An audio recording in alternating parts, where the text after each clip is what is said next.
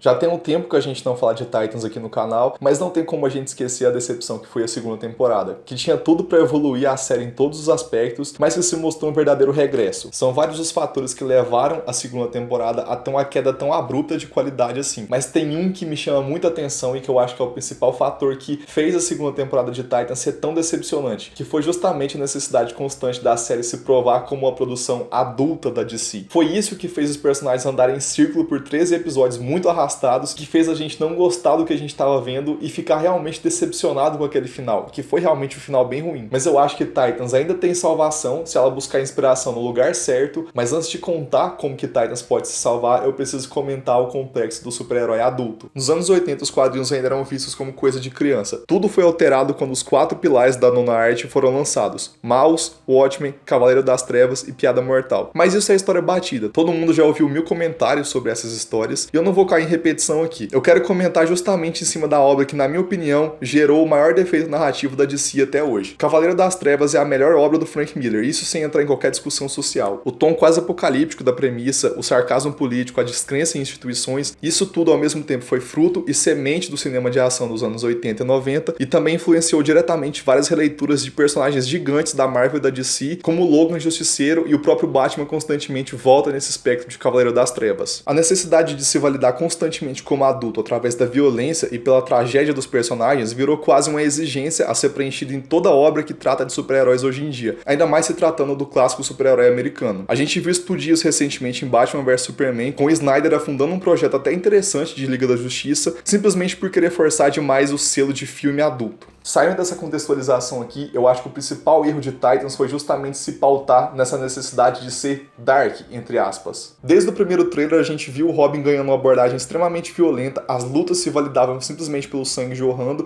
e não me entendam mal, eu acho que isso não é necessariamente um defeito. Demolidor da Netflix ou o próprio Justiceiro na primeira temporada fizeram um uso cirúrgico da violência como uma narrativa de ação, com foco justamente no retrato das realidades urbanas caóticas, mas em Titans não vimos nada nesse sentido para justificar a brutalidade dos heróis em formação. Indo além disso, eu acho que a violência descompromissada por si só não chega a ser um defeito. A gente tem, por exemplo, Deadpool, que faz um uso excepcional disso e que não é problema nenhum dentro daquele contexto. Até porque todo mundo já se divertiu vendo um filme do Tarantino ou jogando Doom, por exemplo, que são sim violências exageradas e sem um motivo dentro da narrativa, que só estão ali por estilo, mas que é divertido. Mas ficou evidente em Titans que a violência aqui dentro da história tinha um papel de validação dessa produção. É como se o tempo todo os produtores falassem pro público: olha, a gente não é uma história da Marvel, a gente é adulto e violento.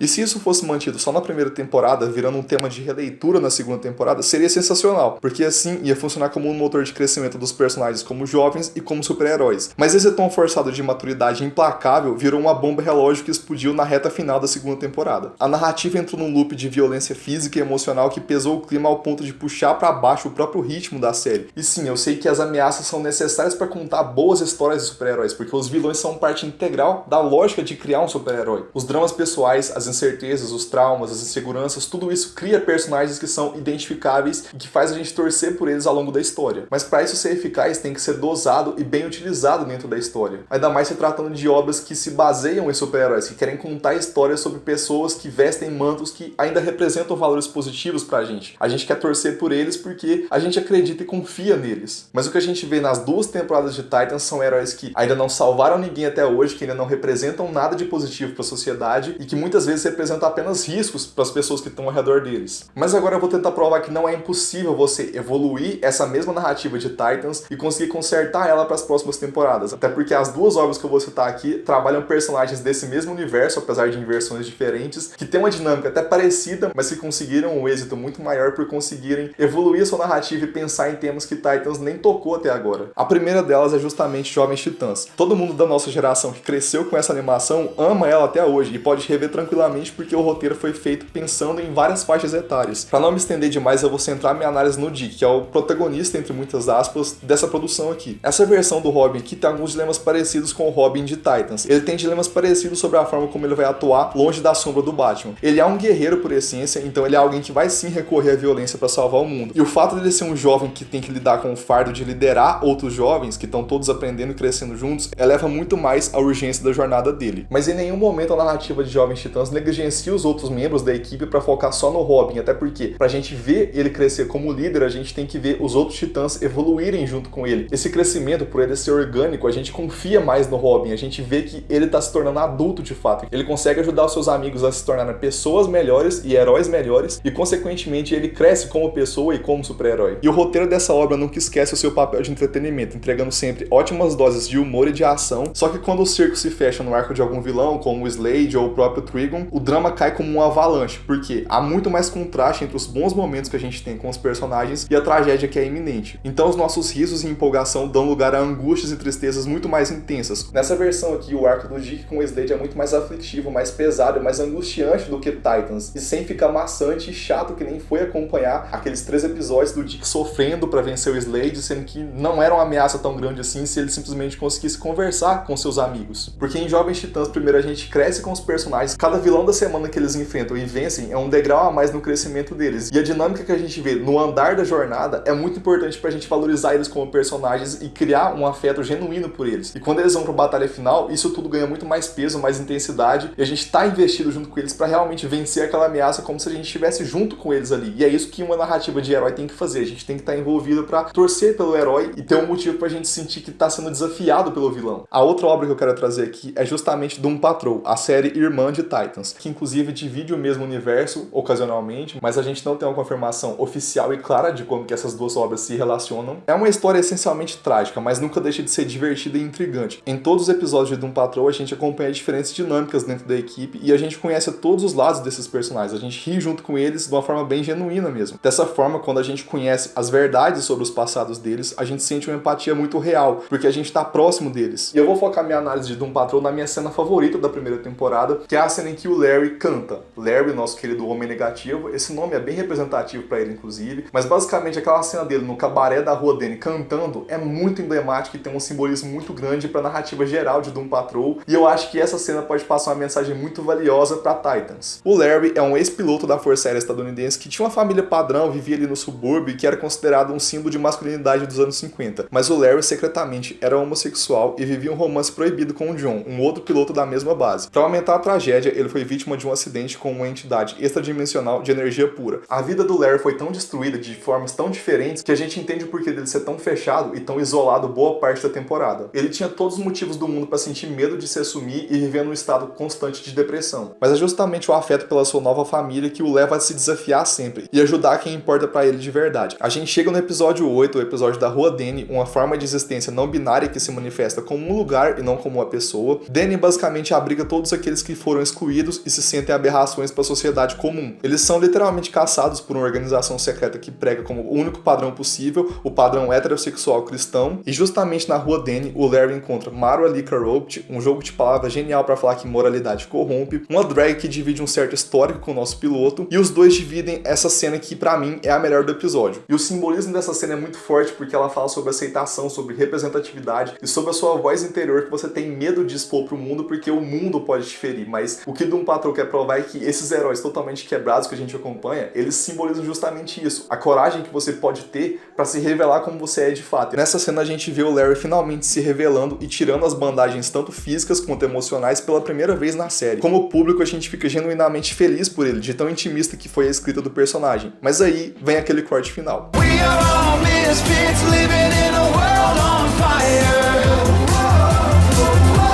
Singing for the people like.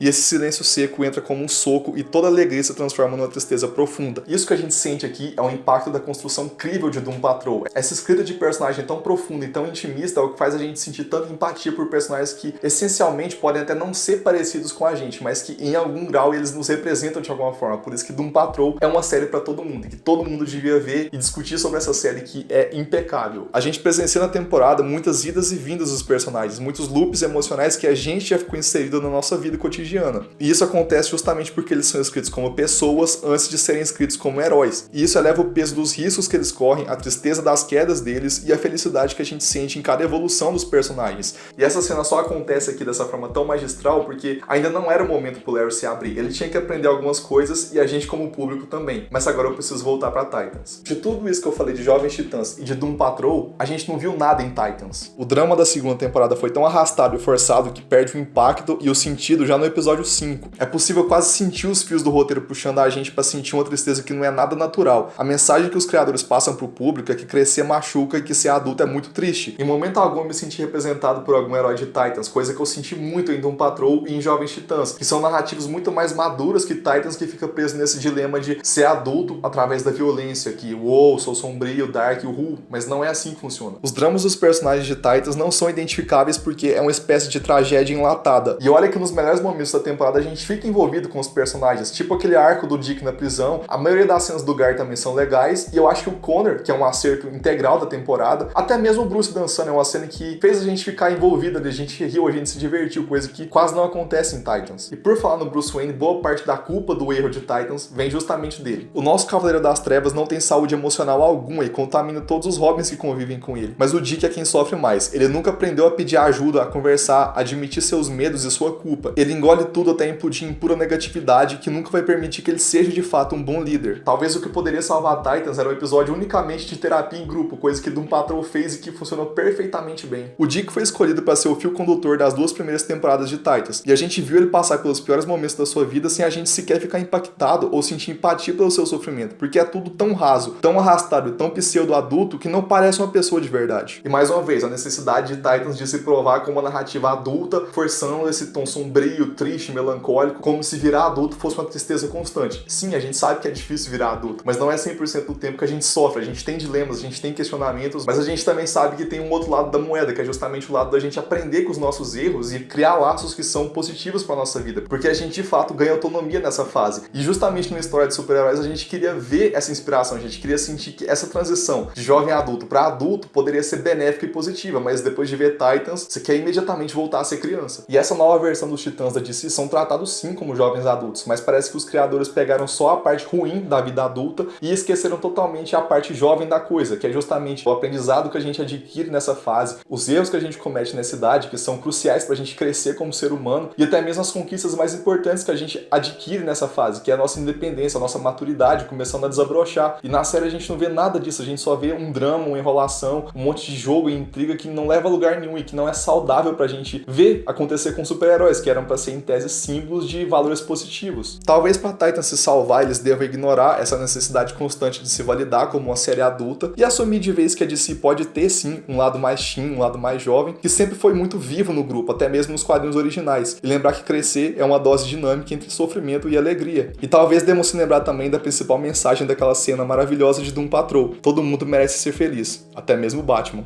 Eu acho que eu fiquei pensando bastante sobre Titans nessa quarentena, porque eu ainda não superei tudo que eu senti de ruim naquela temporada, a decepção que foi, não ia pra lugar nenhum. Eu acho que eu fiquei pensando demais e comparando com Doom Patrol e com Jovens Titãs, ver tantos personagens que eu amo tanto ficarem tão estagnados naquela narrativa que chegou nesse vídeo aqui. Não sei se vocês gostaram. Então se vocês gostaram desse vídeo, desse formato aqui também, deixa seu like, deixa nos comentários aqui a sua opinião, se inscreva no canal, ativa as notificações e até a próxima. Tchau!